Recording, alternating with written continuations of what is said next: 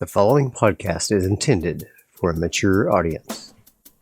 Listener discretion is advised.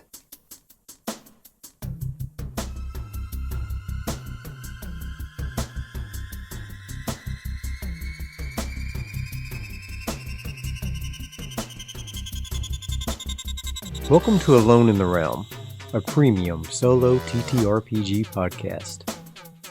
I'm DV, your humble GM and adventurer. Alone in the Realm is a podcast where we let the dice drive the story, and we are along for the ride. No characters beyond death, and we let the dice lay where they fall. We'll be playing Mothership by Tuesday Night Games, and the Mega Dungeon module, Gradient Descent, by Luke Gearing.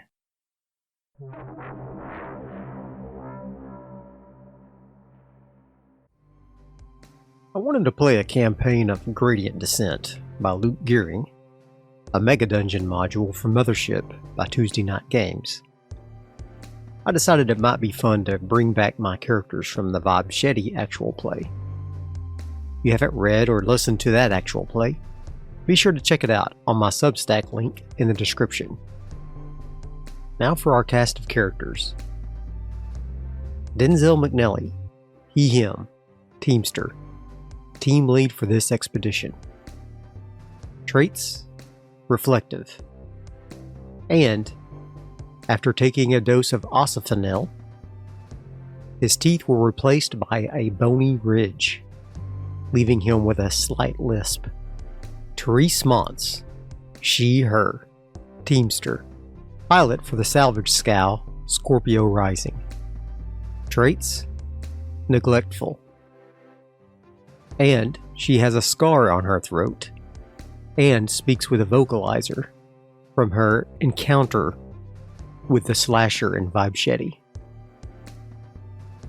Ollie Kenworth, he/him, scientist, biosphere analysis. Traits: morbid. Ada, automated droid assistant, they/them. Android, assistant to Denzel. Traits: bitter. Like how I played Mothership, I'll be using Mythic GM Emulator, along with some other materials, to add in some additional random information that isn't included in the Gradient Descent module. I have an idea on how to play Gradient Descent a little differently than most group actual plays, and I hope it works out and we don't die immediately. If we do, well, then we'll decide if we want to continue with new characters, or if we just want to call it quits. For historical context, did the slasher survive the hyperjump back to the Hasmos Sea Station? Very unlikely. I rolled a 54. No. Sounds like he was lost in hyperspace somewhere along the way. Maybe he'll find his way back to our reality, or terrorize that new reality instead. We'll start this scene with a chaos factor of 5. Now we'll test the scene with Mythic. We roll a d10, and we get a 6, the expected scene. Ada wasn't usually the pilot of the salvage scow Scorpio Rising, but the rest of the crew were currently in cryo sleep, and she was left alone with her thoughts in the cockpit of the old ship. It made odd sounds that one didn't notice while traveling in normal sublight speeds, but while in hyperspeed it was unusual. The timer on the navigational countdown was in the final seconds of the hyperjump, and the ship lurched as it returned to normal space. In the view screen ahead of the ship, Ada could see the boxy shape of the gateway station, gateway to Shadow Nexus. The ocean world, named Kimbazi, was just a small blue dot, still a few weeks of sublight travel away.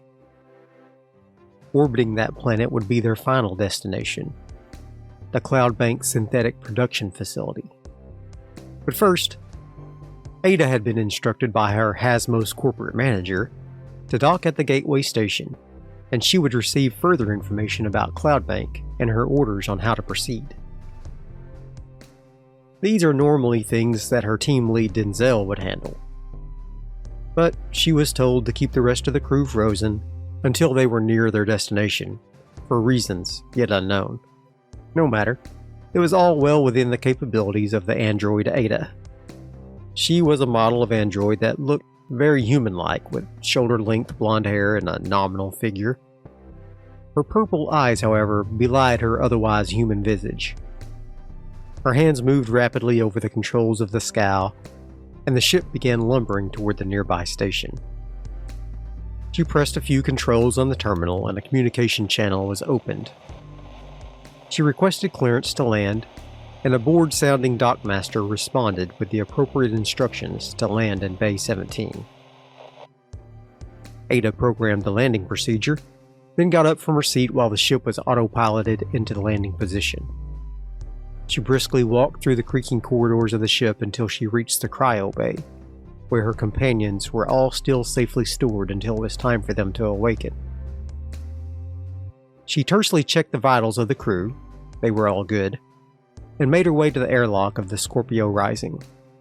After a few minutes, the ship landed with a shudder, and the engines automatically went into an idling state. She operated the door of the airlock with a hiss of normalizing pressures, and descended the gangway to the landing pad beyond. The pad she had been directed to was within the atmosphere-controlled portions of the station. The Scorpio Rising was not a small ship, and it took up a large portion of the entire docking bay.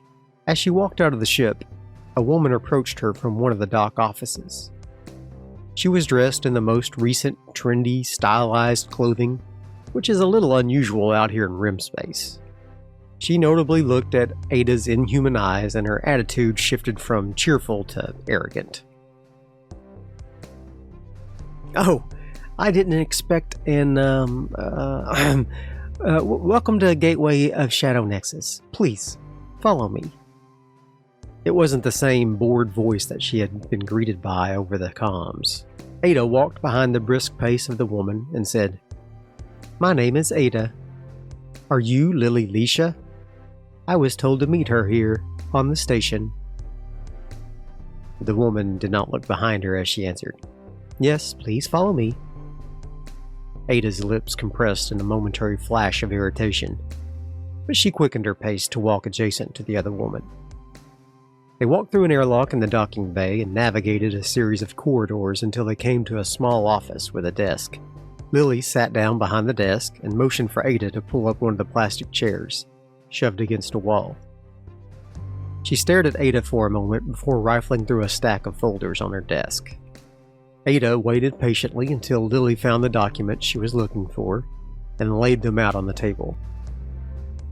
"Now, I do not know what you were told before coming here, so I will just relay what is mentioned in the orders from Hasmos. As you may or may not know, Hasmos recently purchased a controlling interest in Cloudbank Synthetics. Cloudbank's primary means of production are here in the Shadow Nexus, orbiting the planet of Kimbazi. Cloudbank is known for their quality androids they produce, ranging from basic robotic models up to and including human-like models." And at that, she looked up from her paper to Ada, waiting for some response. Ada sat for a moment and then said, "I am not produced by Cloudbank, if that is what you are inquiring." Lily just stared for a moment and then said, "I actually wasn't asking anything." She cleared her throat and continued, "Well, Cloudbank Synthetics production facility has been a very profitable manufacturing center for some time now. The company developed an advanced industrial AI named Monarch that ran the basic functions of the facility. As the AI advanced more and more, human workers were no longer needed at the facility, and soon it was 100% automated or ran by corporate androids. It was shortly after that Monarch began to behave erratically. Cloudbank had installed a nuclear warhead failsafe at the heart of Monarch to prevent any AI takeovers, but Monarch was too clever and had already learned how to disable it. The corporation attempted several times to take the Deep, that's what it came to be called, by force, only to be repelled each time by Monarch's android forces and automated defenses. In the end, the shareholders of the company were still happy with the profits coming out of the factory, so Cloudbank just left Monarch alone to continue production. News of fantastical artifacts being produced by Monarch soon spread, and adventurous souls made excursions into the deep seeking these treasures. Cloudbank feared losing profits to these divers, as they called themselves, and so they hired several mercenary factions to set up a blockade of the deep to prevent people from coming and going to the station. Lily put down the papers after the long exposition and looked at Ada. Ada had a question, so she spoke in the silence. We discovered amazing nanomachine technology that is capable of rapid healing of human flesh in the Hodder Forest Reserve. And Hasmos researchers determined that it originated from Cloudbank, or the Deep as you called it. That precedented the purchase of Cloudbank and my presence here now. I was told you would provide instructions on how to get through the blockade and onto the station, though I am wondering why Hasmos does not just order us to be allowed through. A small, arrogant smile crept over Lily's face. Politics, my robotic friend. Ada opened her mouth to protest being called a robot, but Lily continued to speak. Hasmos has a controlling interest in Cloudbank, but the public is unaware of this. Hasmos must be careful to keep the illusion of Cloudbank's sovereignty for whatever reason.